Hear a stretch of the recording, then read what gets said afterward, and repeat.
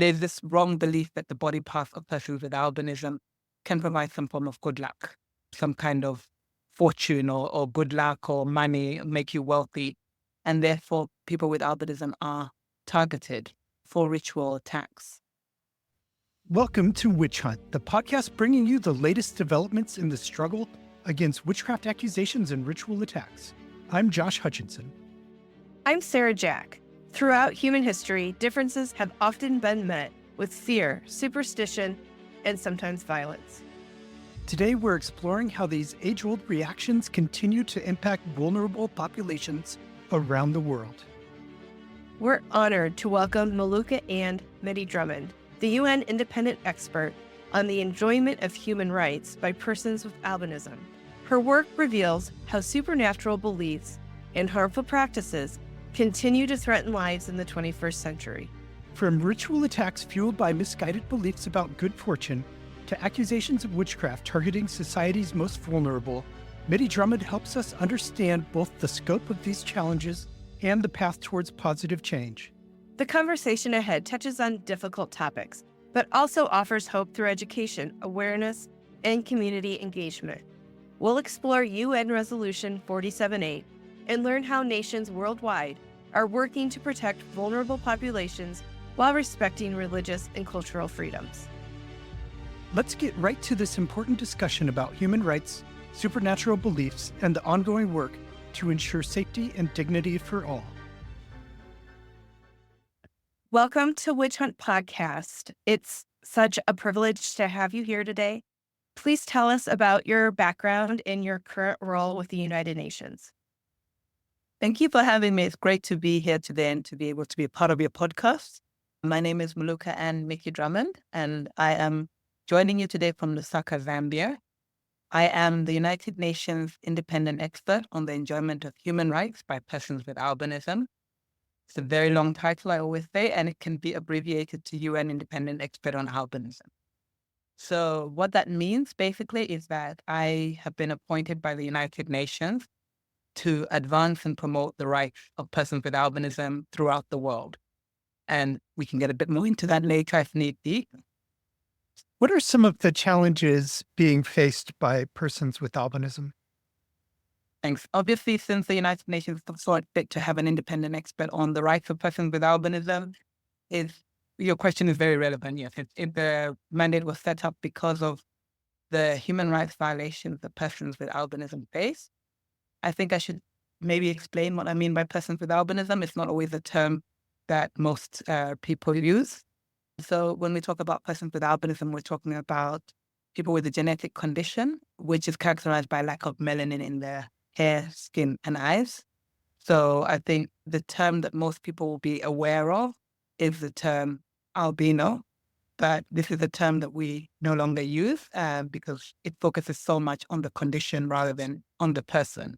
But I do sometimes refer to that because I think once people hear that term, then they're like, okay, now I know what we're talking about. But persons with albinism is preferred because it highlights the person before the condition. So yes, there are a number of violations that persons with albinism face. First being stigma and discrimination. And out of that comes a lot of other violations of rights. So with persons with albinism, as we said, tend to look different from the general population. I should say that persons with albinism, that people with albinism of all races, of all ethnicities, all over the world. And the main characteristic is that they always appear lighter than people of their counterparts of the same race, and so they would always appear much lighter. The hair would have varying colors, but depending on a shade of blonde to maybe almost white. And this makes them stand out. The appearance makes them stand out. And because of the appearance and the differences in their appearance, they're unfortunately exposed to a lot of stigma and discrimination. And this, it manifests in different ways. It could be in relation to like accessing a job or just your interactions with society. But it goes to as far as people with albinism, unfortunately, in some parts of the world, mainly in African countries, being killed because they look different and because people don't understand the condition. And so, yes, the violations could be in relation to education, employment, equality we've talked about, Education is another one, and education is maybe because of lack of understanding of the other needs that accompany albinism and the other concerns that accompany albinism as well. Do women and girls have more specific challenges within those challenges? So when we look at women and girls, unfortunately, there's always a lot more challenges for women and girls in general because you're discriminated against because you are a woman, because you are female. And then you add on top of that being someone with albinism. So you've got the double discrimination. You're discriminated against because of your albinism and because you're a woman. And so we do see differences. So, for example, I've talked about killings of persons with albinism, and I haven't explained them. And the killings is because people wrongly believe that because someone with albinism looks different, because they can't understand, particularly in the African context where most people are highly pigmented, and then a child is born with albinism to parents who are both very highly pigmented, and the child is very, very pale in complexion, almost looking Caucasian. And because people cannot always understand this difference, then there's this wrong belief that the body parts of persons with albinism can provide some form of good luck, some kind of fortune or good luck or money, make you wealthy. And therefore, people with albinism are targeted for ritual attacks with the idea that their body parts can be used in ritual practices or potions to give luck. When it comes to women with albinism, it's also the body of a woman with albinism that's objectified and othered. And again, there's a superstition. So some people may believe that having sexual intercourse with a woman with albinism can cure sexually transmitted diseases, including HIV/AIDS.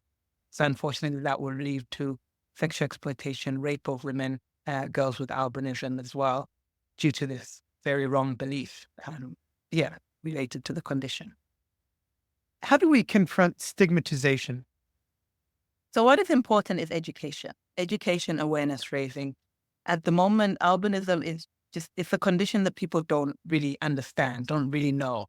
And whenever there's something that people don't understand, they try and seek to give it another reason, another explanation. And unfortunately, that explanation tends to be based on witchcraft, based on superstition. If we could get more education, more understanding, even more visibility, because I think the other concern is also that you don't always see people with albinism, and albinism is kind of rare. So when you do see someone with albinism, it's so surprising, and you will then assume, oh, this person must be supernatural, must be a blessing, must be a curse. So I think education, first of all, is very important. Educating people on albinism. What is albinism? What causes albinism? Not that it's this superstition that you have, like it's caused by supernatural things, but it's a scientific explanation. The genetic condition is caused by both parents carrying this gene. It's basically a lack of melanin and does not give persons with albinism any supernatural powers. And when it comes to visibility as well, I think the more people get used to something the less you take away the kind of strangeness of something of the power. So when it comes to albinism, I think if we have more visibility of persons with albinism, it becomes less of something that's I hate to use the word, but I can't think of a better word at the moment, of an oddity in a sense. And having persons with albinism in the media, persons with albinism in commercials, on posters, just normalizing albinism in a sense can also help to get rid of the stigma and the discrimination. The other thing that I alluded to is the specific needs of persons with albinism due to, I said, other conditions accompanying the albinism. And that's basically in relation to visual impairment. So persons with albinism have photophobia, sensitivity to the sun, will have nystagmus, the rapid eye movement from left to right. And persons with albinism will have maybe strabismus and low visual acuity as well. And I think a lack of understanding of these conditions as well adds to the stigma and discrimination. When somebody sees a person whose eyes are moving rapidly from side to side and they don't understand why the person's eyes are moving, they're more likely to attribute something negative towards it. So education about nystagmus, but also understanding that because of the low visual acuity, persons with albinism will require larger print documents, will require magnifiers and the like, and may not do so well at school because they're not being provided with the support that they need. A child with albinism is sitting in front, can't see the board. The teacher may just assume that this child is being lazy or is not intelligent.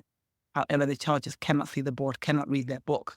And I think because of that, then stigma and discrimination also comes up with misconceptions about the intelligence of persons with albinism in parts of the world. So dealing with some of those issues as well to make sure that we're creating a level playing ground for persons with albinism. So that also helps to reduce stigma and discrimination against them when they have a level playing ground as well. You mentioned ritual attacks. What would we need to understand about them, and how does it relate to harmful practices? So the number of we talk about harmful practices against that cause harm to others. And sometimes harmful practices are related to thoughts, beliefs, superstitions, most of the time very wrong beliefs, superstitions, and it may even be religion. It might be witchcraft. So in the context of albinism, there are harmful practices against persons with albinism for use in witchcraft, for ritual purposes. So as I mentioned, some people wrongly believe that the body parts can provide you with good luck. And if you're someone who believes in witchcraft or ritual practices and you want to get ahead in life, you want to have some good luck, you want to have some fortune, the body parts of persons with albinism you may be informed that you need to get the body parts of someone with albinism, in order to produce a charm or a potion or something that will give you that good luck. Of course, this is all fake. It's all wrong. And I have to mention that and be very clear that these are all wrong superstitions. But because of that, then there are now these harmful practices, abductions of persons with albinism, mutilation. We have cases of children's arms, unfortunately, being chopped off, fingers, other body parts, children and adults, but unfortunately, children are disproportionately affected. And sometimes it may not even seem that hard or that bad, in the sense that I'll give an example. We have some cases where somebody's hair was cut off, someone with albinism, their hair was cut off. And you're thinking, well, not that bad. It's not causing any bleeding. It's not really causing any pain. Your hair will grow back. But ultimately, the reason it was cut off was to be used in ritual practices. And of course, it creates that concern that, okay, today it's your hair. What is it tomorrow and the next day? And yeah, it relates to all these kind of attacks that could happen against someone with albinism. You gave a keynote address at the International Conference on Witchcraft and Human Rights in Lancaster, England in September. What was the significance of that conference? So the conference was very useful in highlighting a resolution that was adopted by the United Nations. And the resolution looks specifically at harmful practices related to accusations of witchcraft and ritual attacks, and how states can eliminate these harmful practices. So the full name of the resolution is the UN Resolution on the Elimination of Harmful Practices Related to Accusations of Witchcraft and Ritual Attacks. Again, another very long title. But so the resolution is multifaceted. On the one hand, it's looking at accusations of witchcraft. It's not looking at witchcraft specifically, but more the harm that's caused when somebody is accused of being a witch or performing witchcraft. And on the other hand, it's also looking at harmful practices which are related to the practice of witchcraft, or in the words that the resolution uses, ritual attacks. So ritual attacks often occur in relation to the practice of witchcraft. And there will be harmful practices like in the context of persons with albinism, mutilations, abductions, all because they're being used, body parts are being sought to be used for witchcraft purposes or ritual purposes. So yes, the resolution is broader than just albinism. It's very essential. It's very important because it deals with a lot of issues that are not currently being covered by treaties, wholly covered by other treaties or by UN, not very, very many UN bodies. So I think it's good to have a resolution that looks into that. And also just to say, I think the resolution, yes, touches on persons with albinism, but it also touches on other groups of vulnerable people, older persons with other forms of disabilities.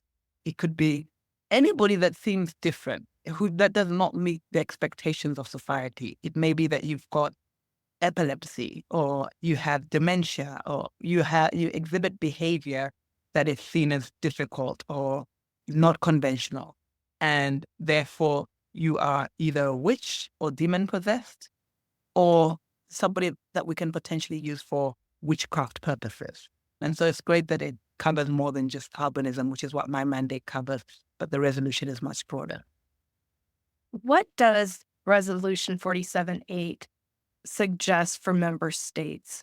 What steps is it promoting? Yes. So the resolution is multifaceted. I think first and foremost, it's very clear that it doesn't prohibit a belief in witchcraft. It doesn't prohibit any religious beliefs or any beliefs in the supernatural. It doesn't regulate people's thoughts or beliefs, religion. But what it does is prohibit harmful practices that are carried out because of that. I would always say that if your belief is that you need to go and dig up a particular root and drink it, and the root doesn't cause you any harm, and drink it, that's fine. If your belief is that you need to hug a tree or dance around a tree or whatever without being offensive to anyone, that is fine because you're not hurting anybody. And the resolution does not stop that. The resolution does not stop you from singing or worshiping ancestors or anything like that. It only comes into action when you harm somebody now because of that belief, or you harm somebody, kill somebody, whatever, because of that belief. So the resolution then seeks for states to ensure that they take measures to end all these kind of practices. It calls for studies on the one hand, so that there's a better understanding. What are the harmful practices? What are the beliefs and the superstitions that lead to these harmful practices? What measures will be needed to be taken? So studies are one of the areas that it looks at. It looks at laws, reviewing laws, because sometimes some countries will have laws that inadvertently maybe allow perpetrators of these to get away with killing someone because it's their religious beliefs, or the laws don't go far enough. In the case of albinism, for example, and I'll give albinism because that's where I work, that's the area I work in.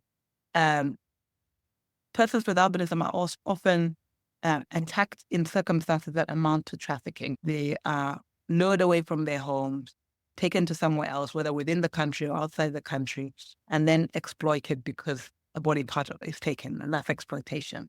And this basically, and sometimes it involves organized criminal groups. So this basically falls within the definition of human trafficking. But laws don't always allow for attacks against persons with albinism to be seen as human trafficking, because they're looking at trafficking for the purposes of labor. You have to take me and force me to work somewhere, or you have to take me and force me into sex work or something. So the need to change laws. Some of it may also be like regulating witchcraft practices so that you make sure that people are allowed to practice and to express their belief.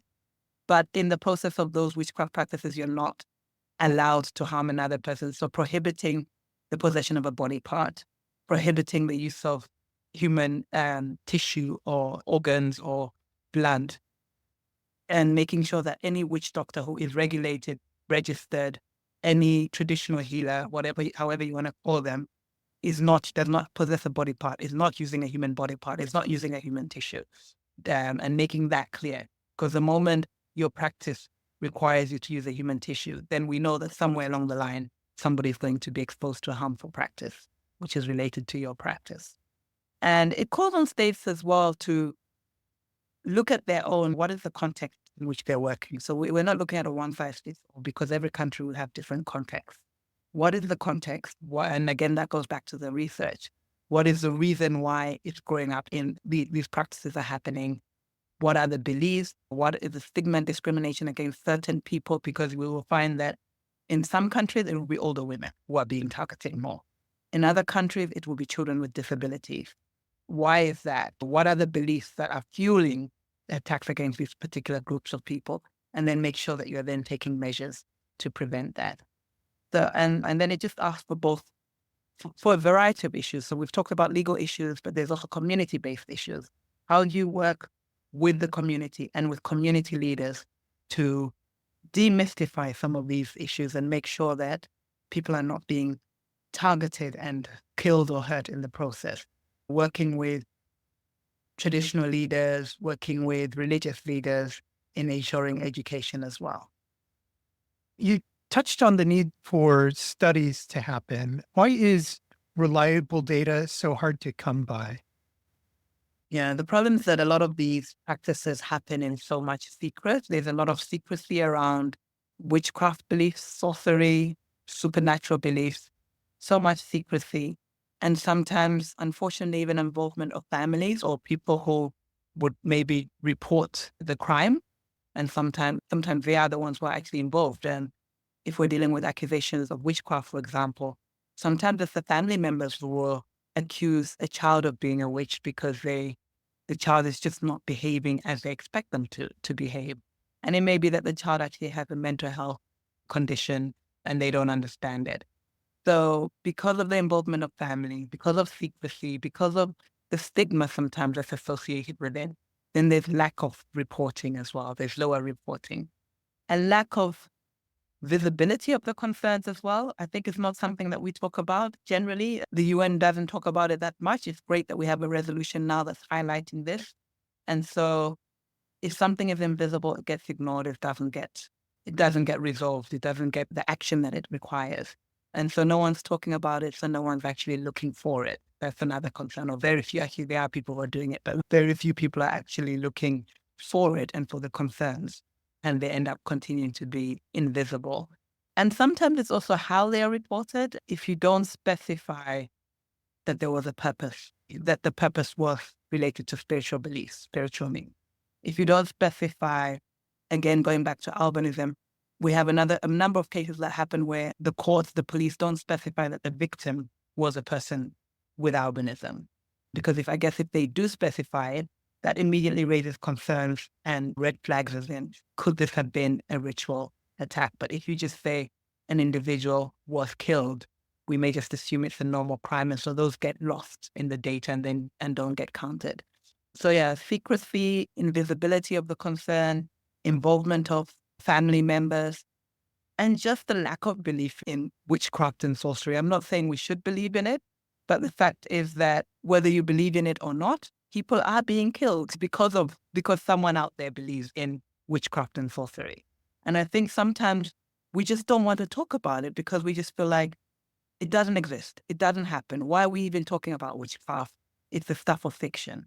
And because of that, then we're missing out on a lot of cases. And just to reiterate, we don't have to believe in it, but people out there do. And so we have to make sure that we are responding to the harmful practices that come out of it. And then if you go broader, what does the world need to do to implement 47.8? First of all, recognize that people are being killed because of it. We need to start reporting. We need to start highlighting how bad the problem is. And if you're not looking for it, you don't see it. So I think we need to become more aware that these things are actually happening, highlight them, report the cases, insist on justice being done, and educate as well, because I think sometimes there's just that belief that the person was a witch. So what happens in some cases is that somebody is accused of being a witch or is accused of having caused bad luck. And so others may not want to take action because they feel that person got what was coming to them. And oftentimes, actually, they have not done anything bad or anything harmful. It's just other people who have accused them of it. So making people aware of these kind of superstitions and stigma, taking action and making the cases visible. And I think it needs to also become kind of an aggravating factor in a court case and to say, well, this was carried out because of belief in superstition. And while we're not saying you cannot have your own beliefs, you cannot kill somebody because of these beliefs. And therefore, because this was a targeted attack on this basis, we'll give it a harsher sentence or something like that. And those who have studied law, we search through legal cases on the basis of certain keywords. And I think witchcraft needs to be one of those keywords so that it's easier for us to find those cases that relate to witchcraft. I find a lot of times, because I'm looking for it, every now and then you will hear cases of this woman was killed after being accused of a witch. And the reporting sometimes actually makes things worse, because they'll say this witch was killed, or where we haven't even had a trial. We don't even know if the woman was indeed a witch. And the point being that there will be reports about somebody being accused of witchcraft and being killed, but we don't get the reports of what happened to those, to the people who killed her or him, generally her. Unfortunately, most of the time it's more women. What happened to them? Were they taken to court? Were they brought to justice? And so it creates this appearance of impunity, and almost as if justifying, okay, there are cases that are out there, and people are getting killed. We're doing nothing about it. In a sense, we're justifying these killings. And in a way, we're giving permission for people to continue doing these killings.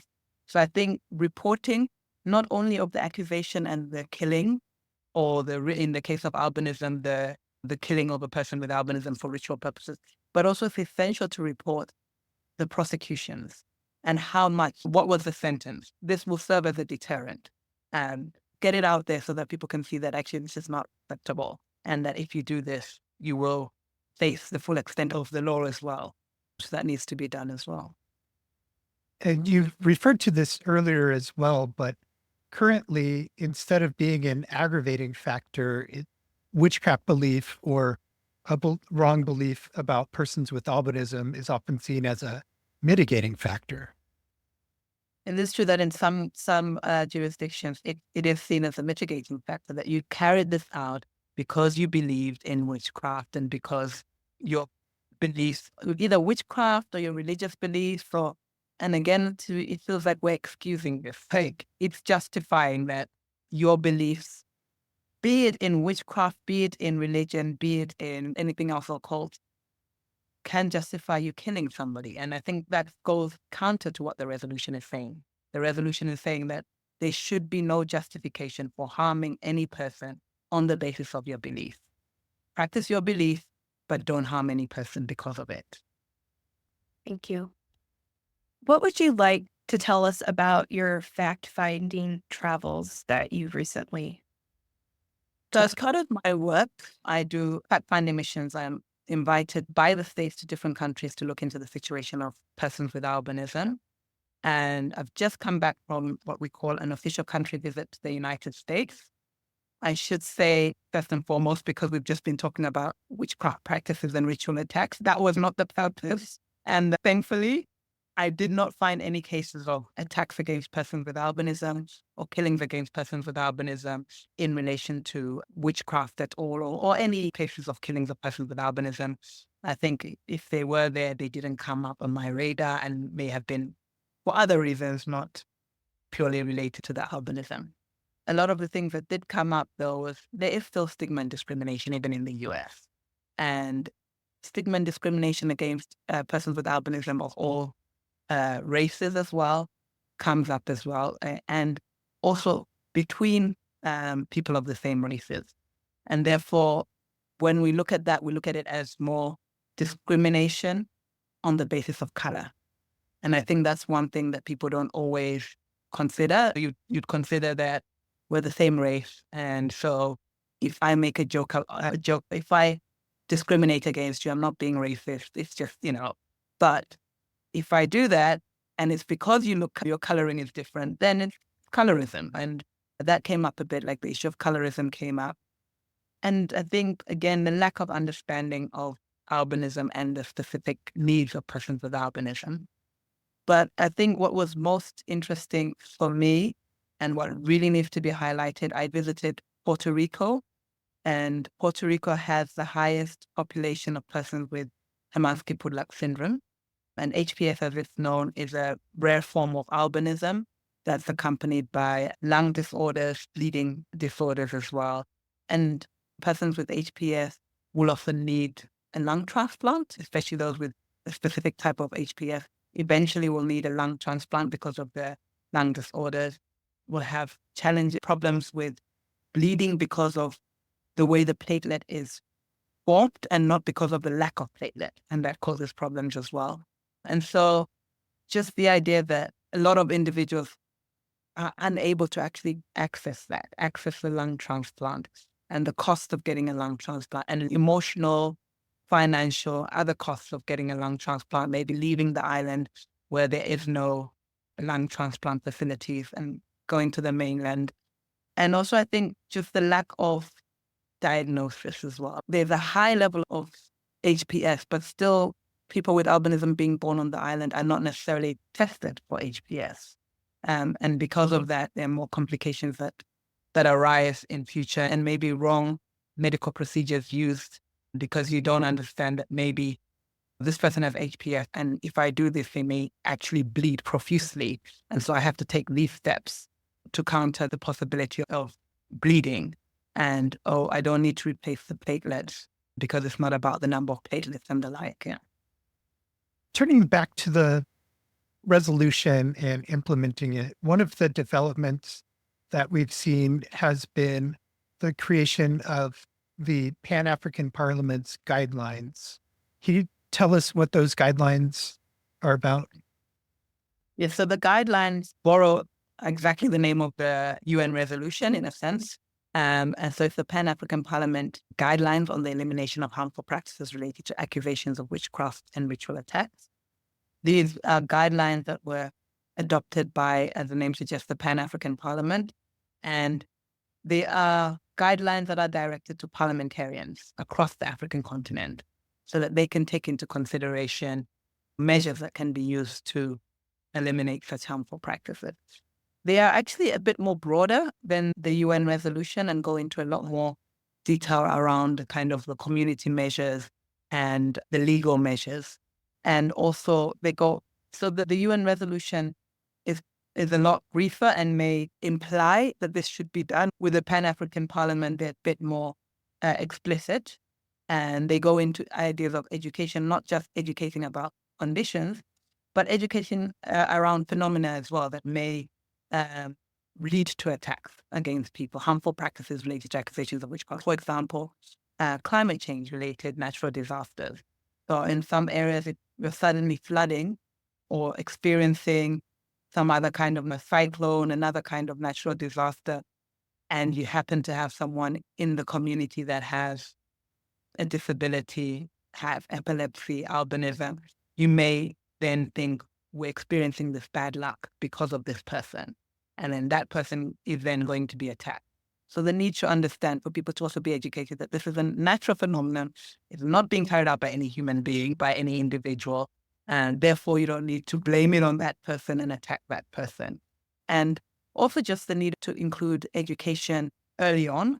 So in the school curriculum, explaining genetic conditions so that children start from early on knowing that not everybody looks like me or sounds like me and may have this difference. And so by the time they're an adult, they're already accepting of differences and less likely to see this as a superstitious thing. The Pan-African Parliament guidelines also contain a study, so it starts off with a study and then a summary with the guideline at the back. And I think that was also useful in showing that people understand why it's such a problem and why the guidelines are being adopted. And they're not just coming out of nowhere. There's a specific concern that they are responding to. And it's hoped that the parliamentarians will use it to develop legislation and the like across the continent. How do we help nations adopt national action plans? So there are various national action plans. We've had national action plans around albinism and mainly aimed at eliminating these ritual attacks, so harmful practice, the ritual attacks related to witchcraft. And the national action plans are always holistic. We look at it as in it's multifaceted. The things that contribute to this position come from different areas. So we'll look at the criminal justice system and where are the failures and how can we make sure that the criminal justice system is responding to the attacks so that they can be a proper deterrent and there can be no impunity. We'll look at root causes as well. What is causing this? Education and awareness raising. What about persons with albinism may make people have this wrong belief? And like I talked about, visual impairment and all that. And so the need to ensure education, health needs and all that are being tackled with. So when it comes to the national action plans on albinism, the way we have worked is to bring together those impacted by the concern, so organizations of persons with albinism, and then bring in government officials and any other stakeholders to discuss, first of all, what is the problem, a detailed situational analysis problem, so that we understand, rather than just assuming that these broad concerns apply to every country, what is the specific concern in our country?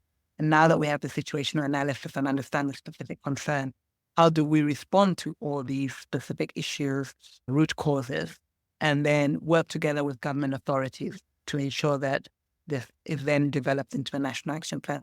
And what is really important is that the national action plan has a budget. There's no point in having a national action plan that has no budget and can't have any impact. And related to budgeting is understanding, is the data collection. What is the extent of the problem?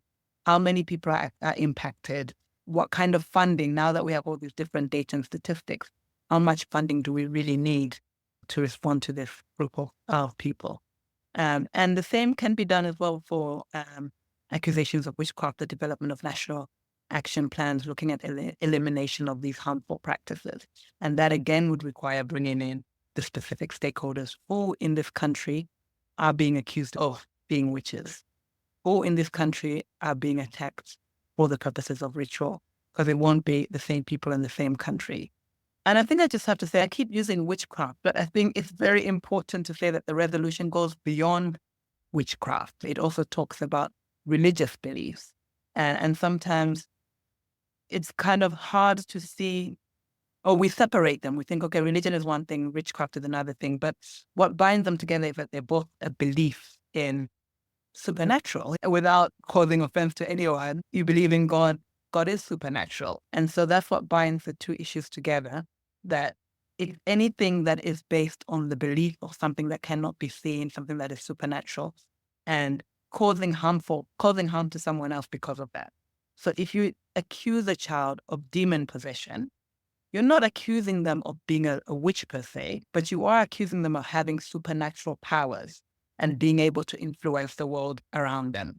And so in a sense, you are accusing them of being a witch in a sense. So I feel like I need to highlight that, because people would think I haven't accused anyone of being a witch. But the moment you say somebody is demon possessed, it's a similar kind of thing. It's just you're using a different framework, the framework of religion, as opposed to the framework of witchcraft or occultism. And once a national action plan is developed by a nation, how does the international community help that nation to go forward with the implementation? So it would depend on the country and how much outreach has been done to the international community. Sometimes it's with resources, sometimes it's with technical knowledge.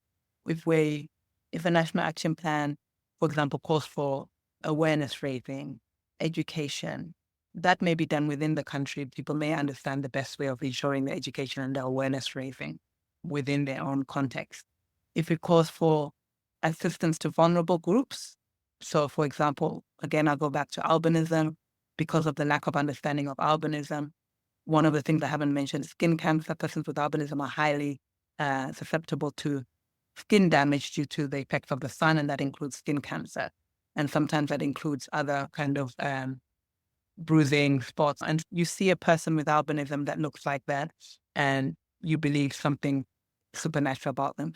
But that appearance can also be prevented through the use of sunscreen. And in often cases, it's because the person has photoaging, has been impacted by the sun. So they have sunscreen that can prevent some of that, which also causes some superstition.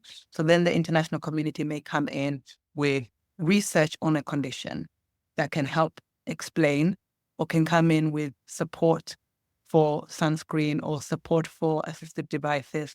If we're talking about epilepsy, what kind of research can be done in relation to epilepsy in the country by the international community? What kind of support can be given to other children with autism sometimes? Unfortunately, maybe that you've got autism and you're accused of being a witch.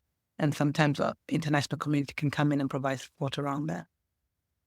What should our listeners do with the information they've learned today? Educate yourself. It's always important to read up and understand more. So we've I know for some people, it's the first time that they're hearing about the UN resolution. It's available. I would recommend reading more about it. I have tried to provide some information about it, but it's always good to read on your own. Look out for the situation. Maybe you've never thought of accusations of witchcraft or ritual attacks and harmful practices related to this. Maybe now you can do more research into it and speak up as well. So educate yourself, research, and speak up where you see some of these concerns. And sometimes I think just to be aware that it doesn't have to be as extreme as somebody being killed. It starts from small things. And often we accuse people if they're different or if they are excelling too much, especially women who seem to be doing way more than they should, might be accused of being a witch or using occult practices or using chants or whatever. I think being aware of that and questioning now and not just absorbing everything that you read and you hear and just asking what's the root cause, and if this were in another country or if this were to escalate and get worse, what could be the potential harmful practices? And I think it's useful to challenge oneself as well with our own thought processes. And now Sarah has a special announcement. Please join us on February 1st, 2025 at Hartford, Connecticut's Old State House at 1 p.m. for a free community history event, remembering the innocent victims of the Connecticut witch trials. It's a special 2-hour commemoration of those who lost their lives in colonial Connecticut's witch trials. Award-winning performers Deborah Walsh and Ginny Wolfe will open with a dramatic reading of The Last Night, followed by insights from the Connecticut Witch Trial Exoneration Project founders and renowned historians. We will honor the victims with a remembrance ceremony joined by State Representative Jane Garibay. Connect with fellow community members and witch trial history descendants afterward as we work together to build awareness for this crucial chapter of our history. Don't miss this powerful blend of performance, education, and commemoration that aligns with Connecticut's recent legislative recognition of these historical injustices. Active prevention is one powerful way to help eliminate accusations of witchcraft. This past August, Dr. Leo Igwe alerted advocates from various global nonprofit organizations that an event was to take place in Nigeria called That Witch Must Die. Such an event would usually bring witchcraft accusations forth, most likely leading to the deaths of many innocent people. Dr. Igwe provided the organizations with the necessary contact information of several human rights agencies and Nigerian officials. We asked these agencies and officials to put pressure on the pastor heading the event, reminding him that it is illegal to accuse someone of witchcraft in Nigeria. It worked. Advocates from Dr. Igwe's organization infiltrated the program and reported back to our organizations that not one person was accused of a witchcraft. Many lives were saved through preventative measures that evening. Thank you. Thank you for listening to Witch Hunt. Join us next week. If you like what you've heard today, please subscribe to Witch Hunt wherever you get your podcasts. Visit us at witchhuntshow.com for more great content. Have a great today and a beautiful tomorrow.